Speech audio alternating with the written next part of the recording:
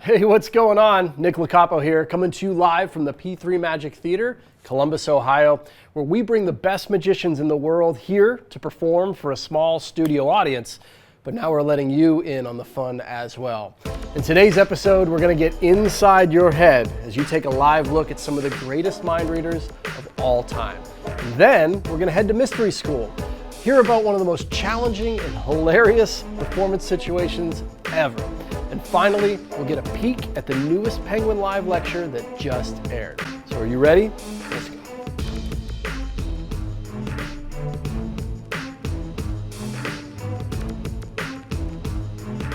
Nick Locapo here. Welcome back to the P3 Magic Theater. Now, today I wanted to share with you two special performances from the very beginning of P3. To do that, we have to go all the way back to 2014, where we'd only been open for about 6 months and just starting to gain an audience. Now, speaking of the audience that you're going to see in today's clips, it's important that you know that there are no actors and there's been no prior preparation done with anyone in attendance. It is important for you to know because this first performer you're about to meet is going to make you think otherwise. In this first clip, Richard Osterlin shows you why he's gotten banned from casinos for playing blackjack. And that's not only because he knows what the cards are before they're turned over, but because he's able to get inside your head. And he proves it in one of P3's most memorable moments. Okay, James, here's what I want. Here's what I want you to do. Again, we'll mix them up here. James, take the cards and give them a cut, just like that. Nothing fancy. Go ahead. Yeah. Okay, cut them again. We'll be way over here. Okay. Now, what I need for you to do is take the top card. Cut them again. That's okay. Take the top card. Don't look at it. Put it in your pocket. Okay? Now take the next card. Don't look at that one either and put it on the other side. Oh, down there? Fine. No, that's fine. And then take one more, why don't you, and put it in that pocket over there. Okay? That's good. And just stand over there for a second. Okay. I'm just going to put the rest away. Now, was that fair? Okay. Now you see, this is what it's like if you were playing blackjack in a casino. Because being able to know what somebody's card is by looking at them and having them think of it won't help you in blackjack. The card's in the shoe. It's buried. Similar to the situation here. Okay? What pocket? Where do you want me to start with? Okay.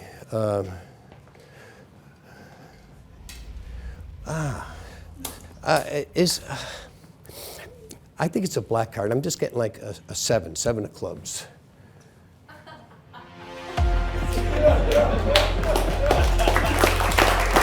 It's in his pocket. Which one now? This one.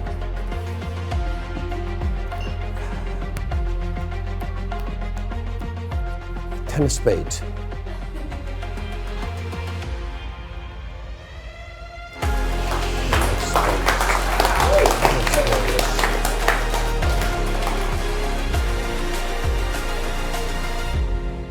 What do you think, black or red card? I'm thinking red. Okay. Hearts or diamonds? Diamonds. Okay. You want it to be like a low card, a medium card, or a high card? I like a high card. But not too high. No, like picture cards or tens, because those get confusing, okay? So just name a higher card like that. About 8. So you want the card to be an 8 of diamonds? Take it out. Oh, come on.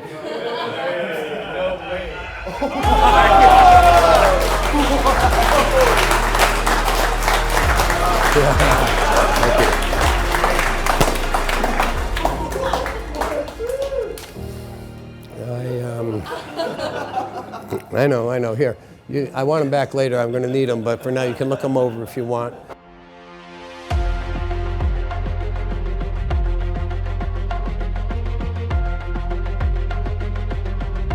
Here at P3, we love to ask our guests about their most memorable moments on stage.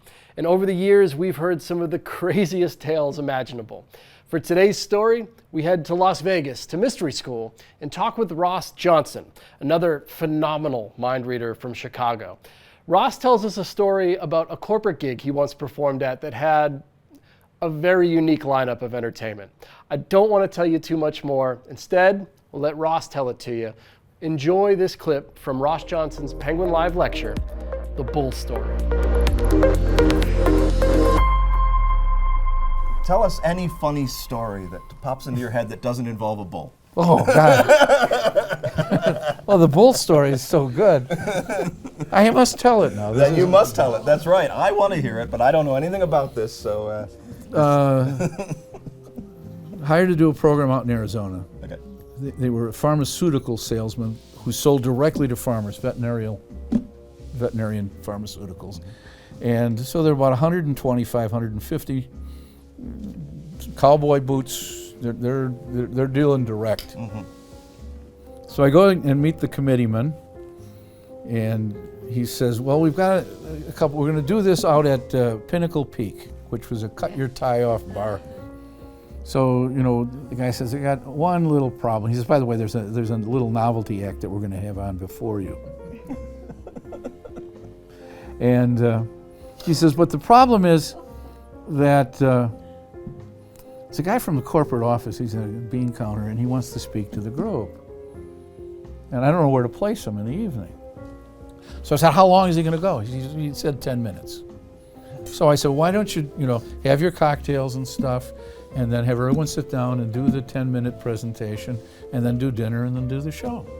Okay, so that's perfect. He said, that's great. So this is the way it plays out.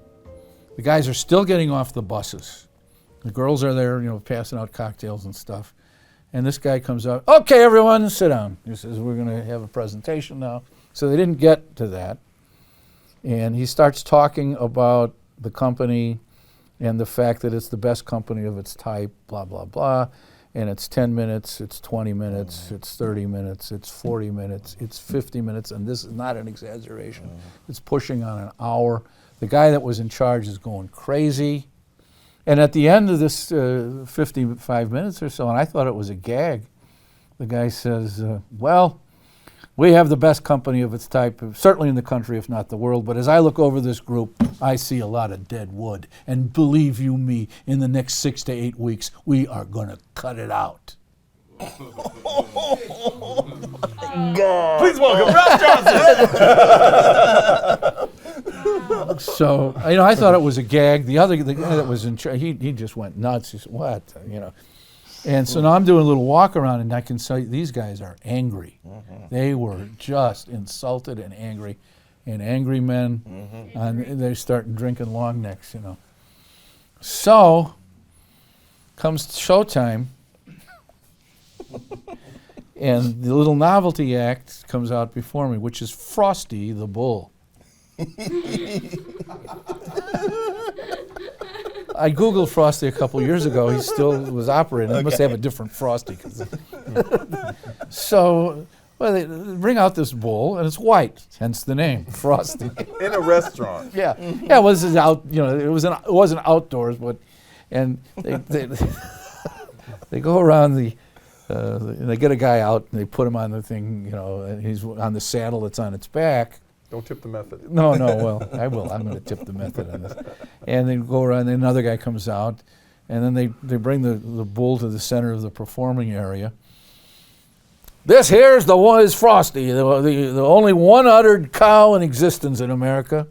And they put a bucket under him, and the bull starts to urinate in the bucket. And then they bring out music, and it's a stop, start, And then they brought out a clock with it. It's like a 2-minute cascade that they timed. Woo, woo, woo, as the audience was going. And I've got to follow this. Yeah. Well, and you can only pee for a minute 30. Yeah, I know. I was gone. You were younger. Yeah, I was younger. So I come out, and I must admit, I stole a line from somebody. And so here's the way this plays. I said, gentlemen, I don't believe I've ever been involved in a more eclectic evening. Another word. This sounds like a J. Marshall line. But an hour lecture on stock options, a fine dinner, a urinating bull, and now I'm here to read your minds. And so I get the first guy up. I'm going to do a lie detector thing, with a birth date in this case. And, being cordial, I say, and your name is? And he goes, you're the psychic, you tell me. And I went, Deadwood, and in 6 weeks you'll be out of a job.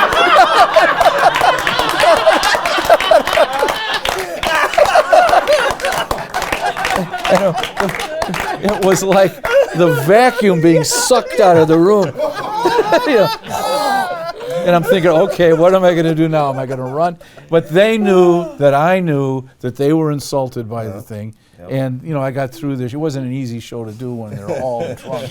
But that's the story of Frosty the Bird. Absolutely. Great. Fabulous story.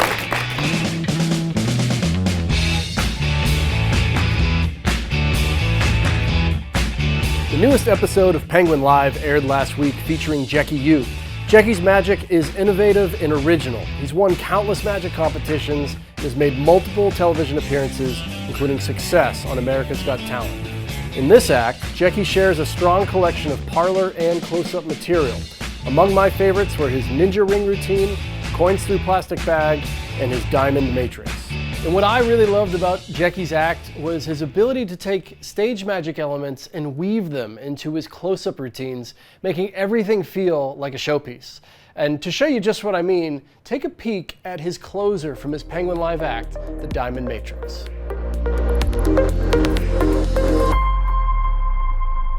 Okay, you want to see one last trick? Yeah. Okay, I'll use your card once again and add 3 more cards. See, I'll use 4 cards and to create some interesting illusion, and I hope you to enjoy it.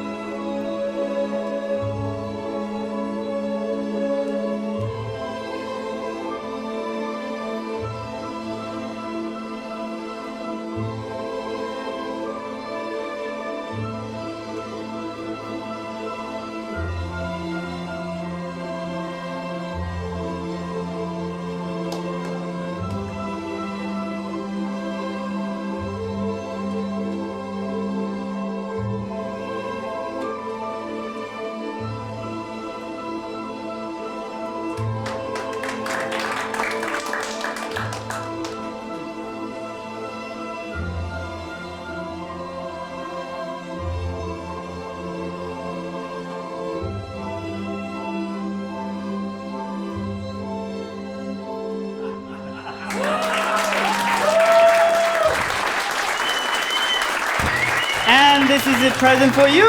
And my name is Jackie. Thank you so much. Thank you.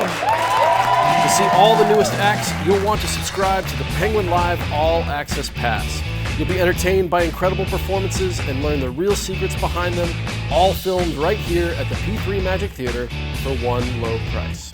We're almost at the end of today's show, but before we go, I did have one more special clip I wanted to share with you. Your final performer today is a genius of mentalism and one of the most influential thought readers of all time. Again, before you watch this, it's important that you realize that the audience, there are no actors, there's no stooges, and nobody's had any prior preparation done at all. In fact, this guy was so good, I can hear him right now in my own head saying, "Nick, shut up, roll the clip, they want to see it."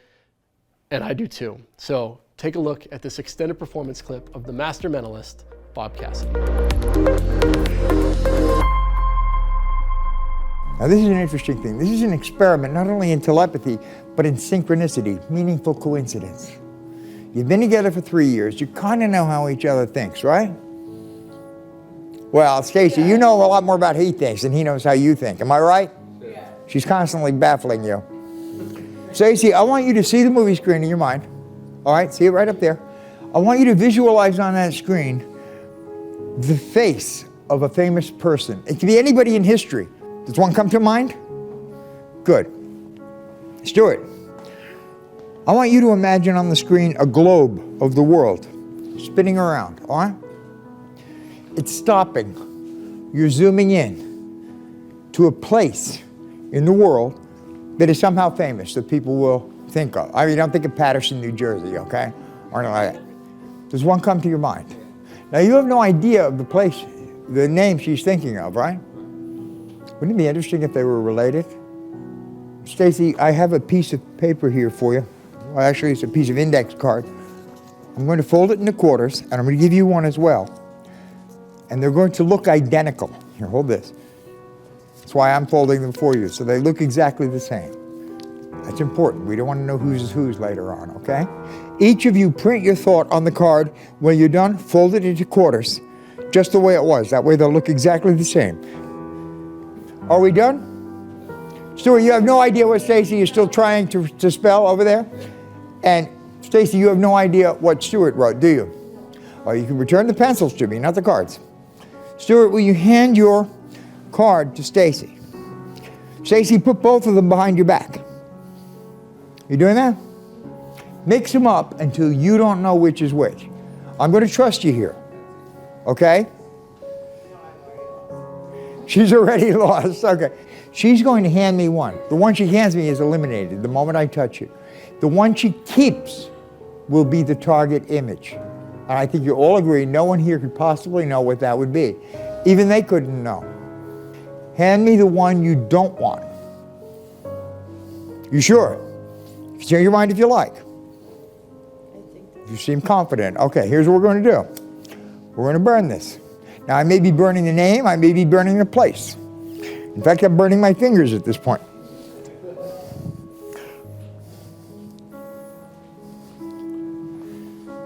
Stand up, please. Hold it in your fist. Come to me. Hold up your fist. I'm getting something wavy. Sometimes it starts very vaguely, okay? White, I'm getting the sense of the color white. I'm getting something like poles or columns of some kind. A building, maybe? I'm not sure. Make sense to you? You're looking like this. Whoa, I don't know. It does make sense to you. I'm just going to jot down what I'm... Sir, will you be our judge? Yes, sir. And your name is? Stuart. Stuart? That's Stuart. I told you, synchronicity, my friend. Meaningful coincidence. I seem to be getting a person. I might not be right here. This is what I'm getting. This is what I'm getting. Stuart, I'm going to give this to you. Hold it face down on your hand and don't look at it until I tell you to, all right? No one here knows what that target is. Hand me the card. Now we find out for the first time. Now, I've already committed myself to writing what I was picking up. And the other Stuart is looking at it. Jake. No, you can't spell. No. It's supposed to be Jake Gyllenhaal. Jake Gyllenhaal. Well, you know, you didn't spell it right. Okay. No. Nice and loud. Read what I wrote on that card. Jake Gyllenhaal. Weird, huh? Okay. Thank you. You can go back and see. Obviously, Stuart. Obviously. We must have burned the famous place you're thinking of. I got a sense of white before. Do you see the synchronicity there? Jake Gyllenhaal is a white guy.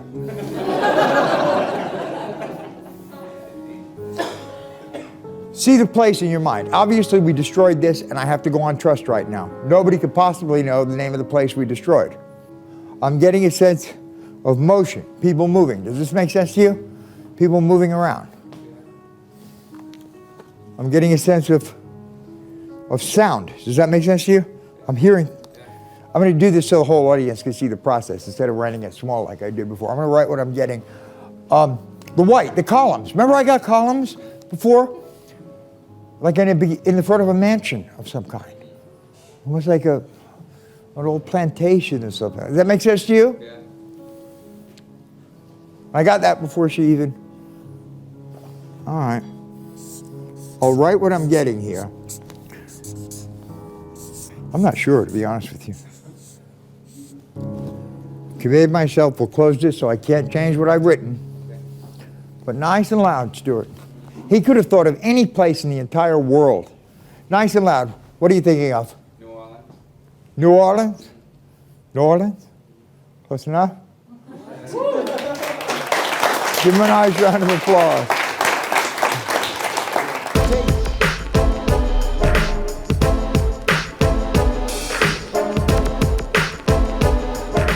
That's it for today. Special thanks to Jackie Yu, Richard Osterland, Ross Johnson, and the late Bob Cassidy. If there's a trick or a performer or something you'd like to see featured on this show, please leave us a comment. Let us know what that is. Thank you for watching. My name is Nick Locapo. I'll see you next time.